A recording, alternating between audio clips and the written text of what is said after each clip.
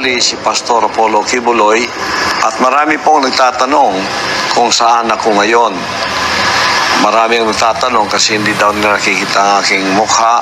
Lagi ninyong pagtatanong kung saan ako, bibigyan ko lang po kayo ng talinghaga kung saan ako. Isang puzzle na kung masolve po ninyo, ay bigyan ko kayo ng 1,000 pesos na reward. Ito po ang talinghaga ko, Pakinggan po ninyo.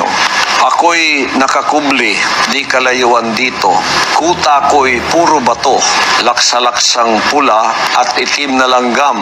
Handang ipagtanggol ako sa mga manglulupig na mga tao, kanuman o kalahi ko.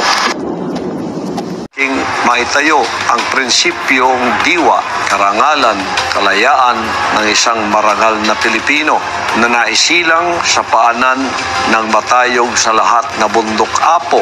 Sulong bayan ko, ipaglaban karapatan sa manlulupig, di ka pasisiil ang mamatay ng dahil sa iyo. Ako'y mamamatay with honor. Tatayo ako para sa mga inipit, kinunan ng katarungan, kinunan ng hustisya sa bansang ito. Dito tutulo ang aking dugo. Dito ako mamamatay. Bahala na, basta Pilipino ang papatay sa akin, okay sa akin yun. Buhay na buhay!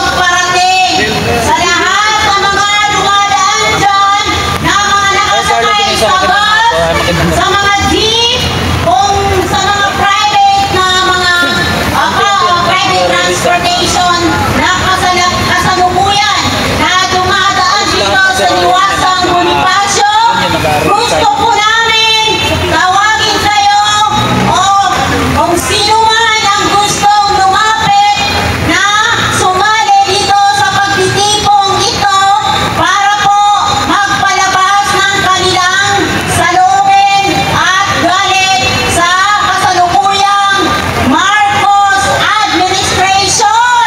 Yun! Yun!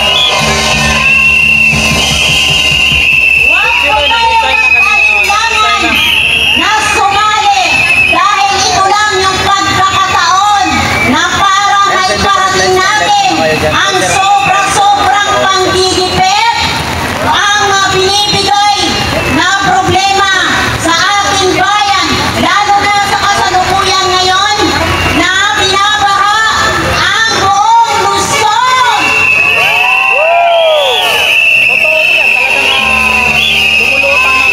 Kanina po, nakita ko po sa social media na si Tambalos-Los ay nagbibigay na naman sa walang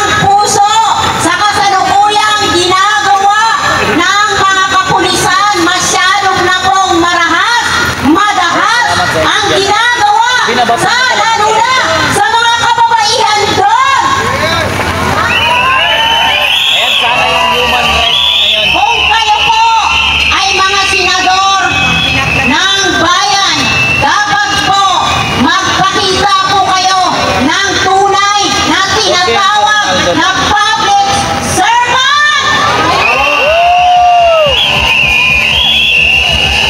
Mananawagan din po tayo sa mga senador na lalo na ang kaalyado sa kasalukuyang Bongbong Marcos Bangag administration na sana po ang ating ipakita sa mga taong KOJC, lalo na dyan sa Davao City, na iparamdam natin ang tunay na pagmamahal, pagmamalasakit sa mga taga-KOJC.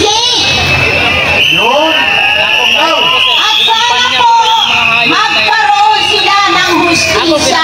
Yan lang po ang pinaka-importante dahil malinaw na ang pinapakita ng mga kapulisan, lalo na si Torre, na hindi naman pala si Pastor Kibuloy ang kanilang minindi, kundi ang Treasure. Kayamanan at pagkakayari. kayamanan na tinatawag na gold o ano man dyan. Sana po, mga senador, tulungan nyo ang mga taong inaapi sa kasalukuyan. Huwag po natin silang pabayaan dahil kayo na ang manatulong sa kanila.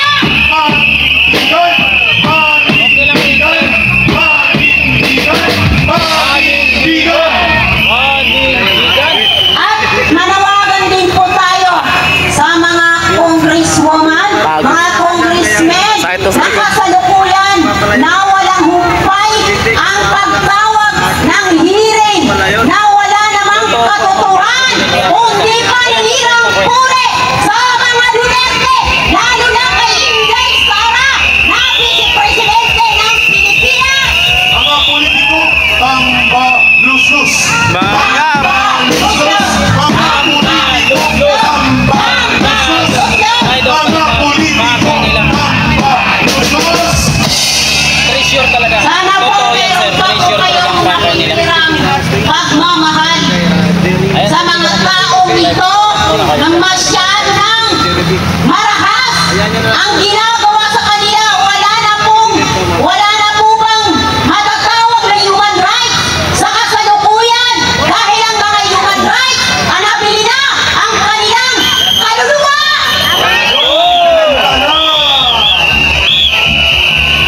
Kung talagang matatawag ang mga yan na human rights, sana po, totoo Kasi, sir, talaga ang human rights dito sa ating bansang Pilipinas. Karapatang pantao, igalang. Karapatang pantao, igalang. Karapatang pantao, igalang. Karapatang pantao, igalang. Uling mensahe ko po sa mga senador, bukas po nandyan na po kayong sa Davao. Sana po, ito na po ang katapusan ng paghihirap kahirapan na dinadanas ng ating mga kapatid na mga taga-Kingdom of Jesus Christ. At lalo na kay Pastor Kibuloy. Patay na nagtatago na Ako sila. po ay Muslim. Ang aking tribo ay Maranao. Pero sa aking pagkakaintindi po, ang mga KOJC po ay masasabing peace-loving people.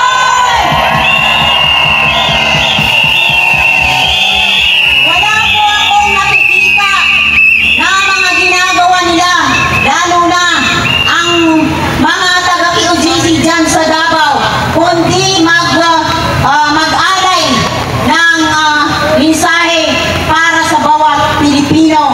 Magkaroon po tayo ng totoong pagmamahal. Yun lang po. Maraming salamat po.